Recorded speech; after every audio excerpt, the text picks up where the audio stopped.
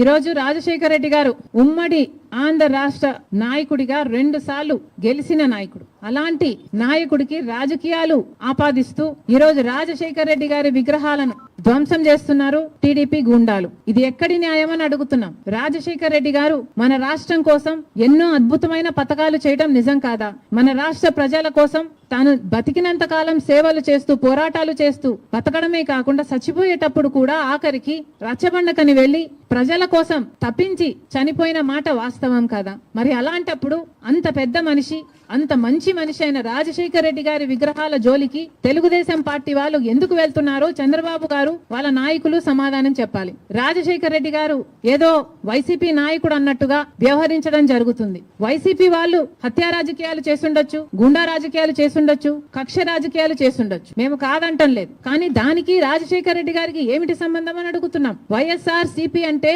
యువజన శ్రామిక రైతు party. YS Rajasekhara Reddy party కాదది.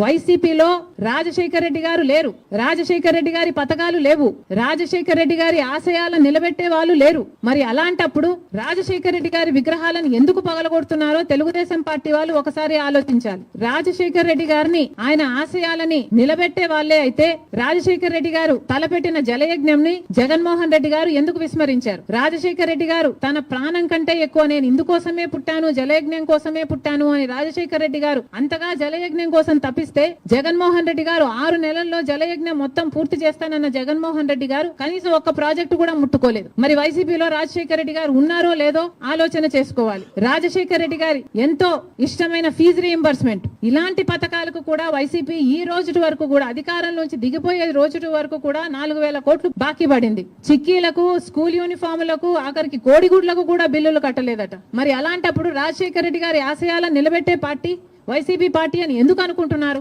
అది కాదు కాబట్టే ఈ రోజు ప్రజలు వైసీపీకి అంత బుద్ధి చెప్పారు. గోతి తీసి పాతి పెట్టడం జరిగింది. మళ్ళీ చెప్తున్నాం, వైసీపీ అంటే యువజన శ్రామిక రైతు పార్టీ, వైఎస్ఆర్ పార్టీ కానే కాదు. రాజశేఖర రెడ్డి గారికి వైసీపీ పార్టీకి అసలు సంబంధమే లేదు. రాజశేఖర రెడ్డి గారు is a tall leader of the Congress party. Congress party ముఖ్యమంత్రిగా 2 సార్లు కాంగ్రెస్ పార్టీని రాష్ట్రంలోనే కాకుండా దేశంలో కూడా అధికారంలోకి తీసుకొచ్చిన గొప్ప నాయకుడు రాజశేఖర రెడ్డి గారు. రాజశేఖర రెడ్డి గారు is a Congress man. He lived a Congress man and he died a Congress man. He was faithful to the Congress party, and as much as he was faithful to the Congress party was also faithful to Rajshekar Reddy garu, and 2 సార్లు ముఖ్యమంత్రిని చేసింది. రాజశేఖర రెడ్డి గారి కోరిక మేరకు రుణమాఫీ అయితేనేమి, ఉపాధి హామీ పథకం అయితేనేమి, ఇలాంటివి ఎన్నో రాజశేఖర రెడ్డి గారి ద్వారా కాంగ్రెస్ పార్టీ ఆంధ్ర రాష్ట్రంలో అమలు చేయగలిగింది. రాజశేఖర రెడ్డి గారు కాంగ్రెస్ పార్టీ నాయకుడు కాబట్టే, కాంగ్రెస్ పార్టీ సేవకుడు కాబట్టే, కాంగ్రెస్ పార్టీ ఎలా ఆలోచన చేస్తుందో అలా ఆలోచన చేశాడు కాబట్టే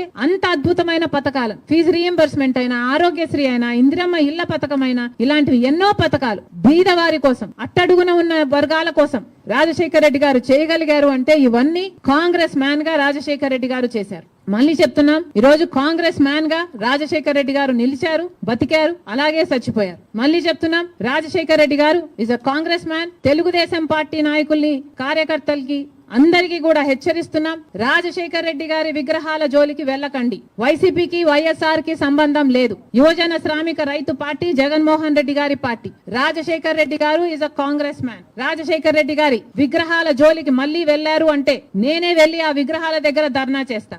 ఏ ఊర్లో మీరు బద్దలు కొడతారో ఆ ఊరికి వచ్చి, ఊరికి వచ్చి నేను ధర్నాలు చేసి మిమ్మల్ని బద్నాం చేస్తాం. అంతేకాదు, మీరు గుర్తుపెట్టుకోవాల్సిన విషయం ఏమిటంటే, ఇదే హత్య రాజకీయాలు, ఇదే కక్ష రాజకీయాలు, ఇదే గుండా రాజకీయాల వల్ల ప్రజలు విసుకెత్తి వైసీపీ పార్టీకి గోయి తీసి పాతి పెట్టడం జరిగింది. మళ్ళీ అదే తెలుగుదేశం పార్టీకి జరగకుండా చూసుకోండి.